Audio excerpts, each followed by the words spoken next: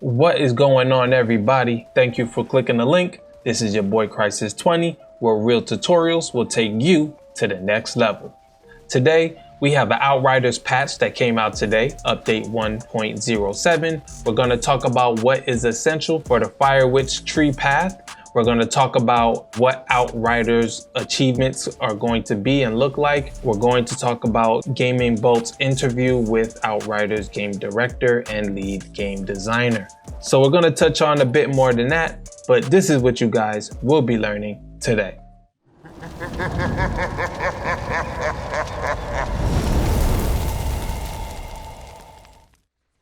All right, so as I said before, today's patch notes for 1.07, this will be for all platforms, got crash fixes, minor bug resolutions, back-end improvements, and for PlayStation, for their controllers, they had a sensitivity issue that is now fixed, all right? So it says here, decreased default touchpad sensitivity. I know that's a good look for all you PlayStation players out there because I know y'all menus was popping up every time y'all was fighting. So I know this is gonna be a good look for y'all. So next up is the Fire Witch build skill tree. All right, so Outriders put out a small video today explaining why their Fire Witch build does what it does. The person who explained this build was Robbie Palmer, and he's the Outriders community manager. They're saying that this is a good build to try when the game comes out. Why? They're basically saying that in this particular tree, you want to focus on the Tempest path, all right? That's going to be the lower path of the tree.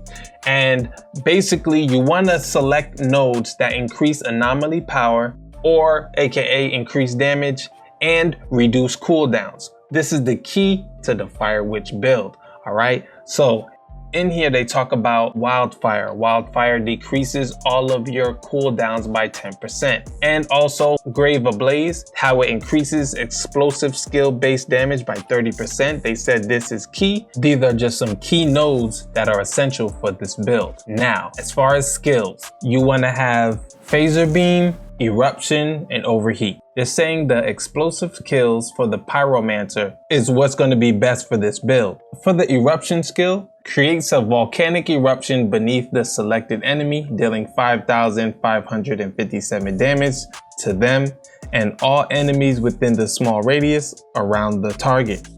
Then you have Overheat. It's also an explosive skill, but it has interrupt with it. It deals 249 damage to all enemies within a large radius and interrupts their skills. Enemies afflicted with burn receive 3,199 damage instead. The burn will be consumed. As you can see, for the cooldown for Overheat is 13 seconds. The cooldown for Eruption is 23 seconds. So for this build, you definitely need to make sure you get nodes that will bring down the cooldown. All right, these are definitely long cooldowns. Then you have Phaser Beam. It fires an energy beam that deals 4,634 damage that benefits from 150% of status power, inflicting burn and causes interrupt to enemies hit by the beam, as well as enemies within a small radius around you. So it does some AoE damage as well, it looks like. Also, Eruption does the same thing. Phaser Beam is what's going to be your go-to because as you can see, the cooldown is 9 seconds. You want to spam the Phaser Beam all day. As soon as you get that Phaser Beam out, you then want to follow it up with Eruption or Overheat. So this looks like a pretty solid build right now. I like the way the devs got this build. Let me know if it's just me, guys, but why do I feel like the Phaser Beam is going to be like Iron Man's Unibeam? Either it's going to come from his chest or his hands. I don't know. Maybe it's because it got the beam in the name. I don't know, but I just feel like it's going to come out his chest. I was doing some research and I was doing some Googles and I ran upon this site, exophase.com, and it shows Outriders trophies or achievements. So as you can see, there are 44 of them, and you can look at these at your own will. I'm not going to go through all of these here, but I'll leave the link in the description so you guys can check it out yourselves. Lastly, we have the interview that was provided by GamingBolt.com. They sat down with Outriders game director Bartek Mita and lead game designer Piotr Nowakowski. And of course, I hope I'm saying those names correctly. before going into this, I always kind of thought that with Outriders coming out, it has a lot of pressure, right? It has a lot of pressure to do good, and everybody is skeptical right now. I feel like the weight is on them because Anthem failed. You know, they tried to hold Anthem together, but it failed. Then Cyberpunk, the bad release, all the glitches and things like that. So Gaming Bolt kind of hit them and asked them a very interesting question. It says here, Cyberpunk 2077 botched launch has been a wake up call for others in the industry, with the RPG's poor launch on PS4 and Xbox One in particular, highlighting the pitfalls that cross-gen optimization, specifically for games developed on a tight timeline, can face. Of course, most major games coming out right now on cross-gen. So the question, of course, most major games coming out right now are cross-gen. So the question of whether or not we're going to have another similar situation on our hands is being asked often, which is what I was trying to get to earlier on. One developer who's confident that it won't run into similar problems is People Can Fly, the studio behind the upcoming RPG shooter Outriders. So this is very interesting. So if we read on here, when asked about Cyberpunk situation about whether Outriders development faced similar issues, the developer said that they had to contend with their own set of problems during development. Outriders isn't in the same situation and runs fine on console. He says, I don't know exactly what challenges CD Projekt Red had with their game. They said, we see the results and they were not as expected, but we are not aware about the exact things. It's hard to say. That's the first thing.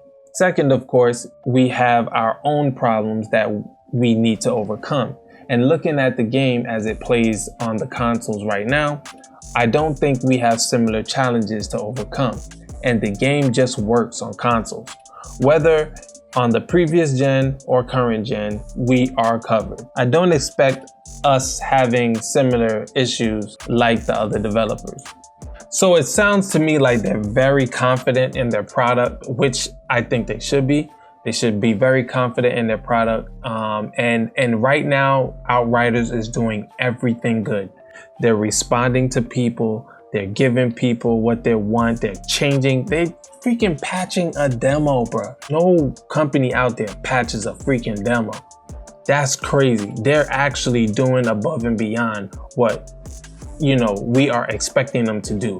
So the fact that they're giving us legendaries, they're really giving us a taste of this game in the demo is beyond mind-blowing. I really think that when another company comes out, it's going to have to compete with what the Outriders devs are doing for their community, are doing for their brand. All right, so People Can Fly.